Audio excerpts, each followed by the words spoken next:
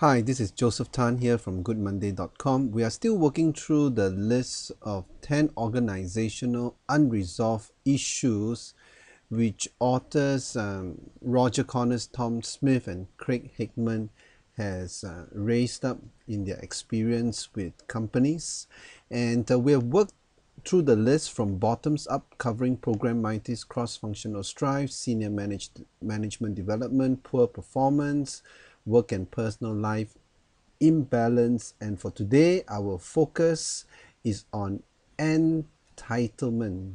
The attitude of entitlement stands at number 5 as one of the top 10 unresolved organizational issues. So let's deep dive into what entitlement is. Human nature is kind of interesting because unless there is intentional intervention, our behavior, our inclination tend to slide towards selfishness, tend to head towards what we want, tend to head towards what is right in our own eyes. In other words, without leadership intervention, and if employees are left on their own and left to their own devices, what happens is that they would very quickly slide down the path towards an entitlement mentality. You know, an entitlement mentality sounds like this. What have you done for me lately? Uh, what what happened to the free car park lot which I used to have? I thought I've been receiving 2 newspaper every morning. How come there is only one? What happened to the free breakfast? What happened to the free club memberships? So human nature is such that without any interventions in a way that help us to toe the line, we all drift towards an attitude of entitlement. How then do we prevent this downslide towards a culture of entitlement? Well, here is the simple but not easy solution. The simple but not easy solution is this: the manager, in fact, the direct manager, has to play the role of setting clear expectations. The clearer the expectations are, the higher your chances are in addressing this downward slide, and causes the employee to rise up to their potential and to toe the line and to follow the standards. But it must begin with the manager taking the responsibility to set very clear expectations. In fact, setting clear expectations is the simple uh, but not easy solution to overcome this spirit of entitlement. Think about it. What is the manager's primary responsibility? Well, it's important that the manager learns to listen, to engage, and to care for the employee, but that's not the primary responsibility. Although all these things help, the primary responsibility of the manager is performance. And and and how can we solicit performance from our employees if we do not learn to set clear expectations? The principle is this: if expectations are clear and when expectations are met, then of course there will be rewards and compensation that is associated to it. So then what happens is that we inculcate an attitude within the employee to earn their rewards rather than to expect entitlement that comes just by them being there, just by being present. So if we want our employees to start earning their keep and to start linking their behavior with performance and not to slide down the path of selfishness towards entitlement, well, we as managers need to execute our primary responsibility towards performance by learning how to set clear expectations.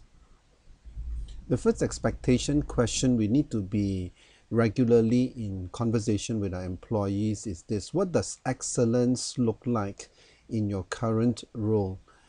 Beyond the job description, does the employee know the best in class performers, those who really do well in that role? What's their output like? how do they perform? What are the attributes and traits that help them achieve success? What is the face behind excellence? Who are the role models? Because if you just leave this person alone, and when he drifts to his attitude of entitlement, he will come up with his own model of what excellence looks like, and that might not be up to your expectations. You know, a lot of negative and needless energy is spent in the organization due to infighting conflicts. And a lot of the infighting conflict starts when we are not clear about expectations that we expect of each other. So the next question to consider is, do you know what your internal customers expect of you? Because no one really works alone. We work with teams of people. We work with people from other departments, sometimes in a cross-functional way. And if expectations are not clarified at this level, then we have a lot of internal strife and internal conflict, and that's not healthy. The third area is a practical one. Ask the employee, what are your personal goals for this year? We need to help our team members to think in terms of goals with time frame, because in the absence of goal setting, the natural inclination is to just think about benefits. What can the company do for me? What's my increment for this year? If you find that there is an employee who keep harping on benefits, it's a telltale sign that this employee have not set personal goals or goals that are inspiring for himself.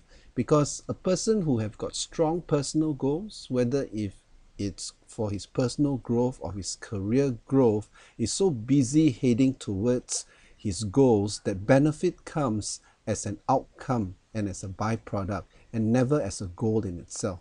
Because when benefits become a goal, then it is about entitlement. So there you have it.